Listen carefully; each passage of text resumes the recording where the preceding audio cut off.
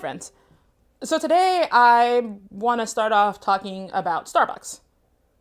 I actually want to talk about what it means to be a neighbor, but I'm going to start with Starbucks. So by this point, we know that there was the Starbucks in Philadelphia, and there were the two black guys waiting for a business associate to come, and they were told that they didn't buy anything, so they should leave, and they didn't, and they had the cops called on them, and they got arrested, and it was a whole thing. And it was such a big thing that there are protests at many Starbucks. They're doing the national day of training at the Starbucks, or at all Starbucks in, I think it's the end of May. While that happened, we had a few other things happen too involving black people and the police and businesses.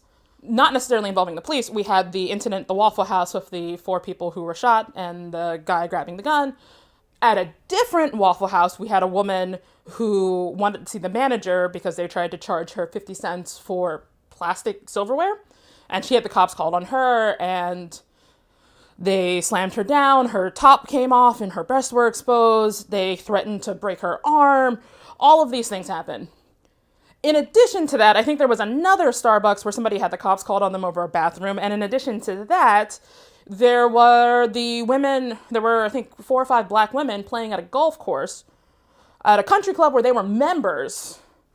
And they were part of a golfing group that golfed all over the country, sometimes all over the world. And they had the cops called on them for playing too slowly.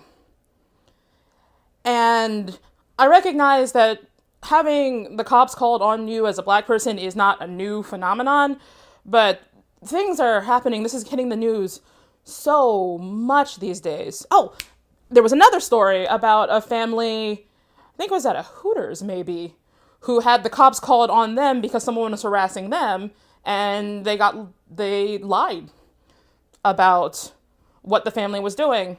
And there was the guy who had the cops called on him at, I think it was an LA Fitness, because they said that he and his friend hadn't paid for their membership, or they weren't checked in, but they were. And thankfully in the last 2 times, nothing happened with the cops. They sort of said there's nothing to investigate here and left. But it feels like we're sort of hitting a critical mass in these stories of black people and the cops. And I think while we're watching these things unfold, it's important for us to really think about what it means to call the cops on certain groups of people. This is, I hate to say it, it's a dangerous thing. The 2 guys from the Starbucks, when they interviewed them afterwards, when they saw the cops, they said that they were afraid. One of them said he was feared for his life. And he had every reason to do so, because oftentimes when it's black people versus the cops, particularly when it's a white person who has called the cops on a black person, those interactions don't end well. And there's a sense of law and order that people are supposed to have, and that you do things a certain way, and if not, we're going to punish you. And part of that punishment ends up being calling the cops. But the problem is, a lot of times people don't realize, or people don't want to admit, that calling the cops can be a death sentence. Which means we have a moral obligation to consider when we call the cops and how we handle conflict. So I want to bring some scripture into this. If we go back to the Bible, we can see a lot of messages about how we treat our neighbors. We have multiple gospels saying that you should love God with all your heart, mind, body, and soul, and that you are commanded to love your neighbor as yourself, and those are the 2 greatest commandments.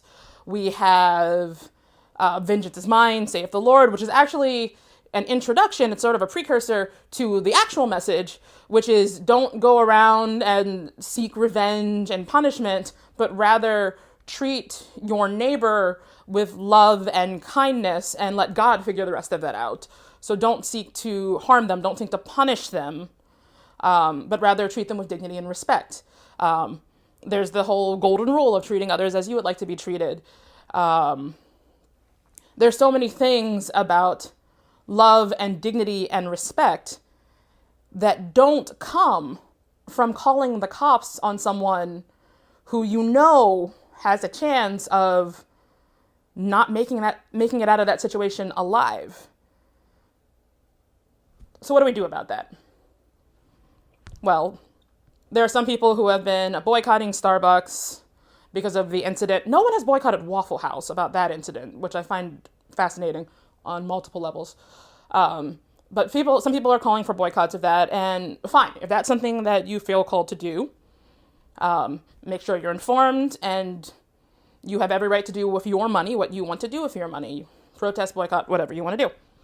I would also add that there are some other things that you can do, because Starbucks didn't start this, and Waffle House didn't start this, and a golf course didn't start this. These are problems that are systemic to our whole society, which means that we have to look beyond these individual instances to try and fix the problem. So, number one, if you are not a person of color, and even if you are a person of color, take time to think about calling the cops. The situation you're in. Are you in danger? Is someone going to hurt you or others? If this was a white person, would you be calling the cops on them? Is there really the chance of a crime happening, or are you just upset? Ask yourself all of these questions. Ask yourself if there's another way of doing things before calling the cops. Think about what conflict resolution might be. People say, what would Jesus do? What would Jesus do? How would he, as a peacemaker, try and solve this problem? Because authority calling wasn't really something that he did very much, if at all. Another thing that you can do is, if you are in a place where your neighbors don't look like you, take extra time to get to know them. If you're living somewhere, one would hope you would know your neighbors anyway, but make sure you know what your neighborhood is about, who lives there, what are the personalities. There was the guy in Brooklyn who got shot by the cops, but when they interviewed his neighbors, they all knew him. He just was a guy who maybe had some mental issues, but he was fine. He was harmless. And if folks knew that before calling the cops, then they wouldn't be scared of him. They wouldn't have had to call the cops in the first place. So get to know your neighbors, get to know your community, get to know how you can be part of the community without necessarily changing it or forcing people to your will.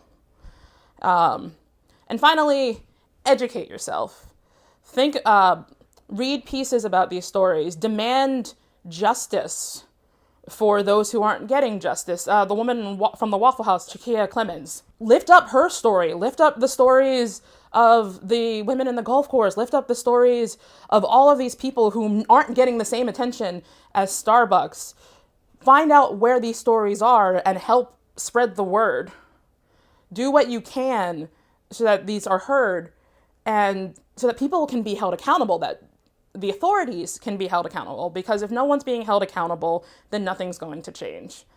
And if we truly believe in being progressive Christians, if we truly believe in being people of faith, let's go back to what our faith says and what our scripture says about how we treat one another as neighbors. And treating one another as neighbors means thinking in terms of respect and conflict resolution as opposed to punishment and authority.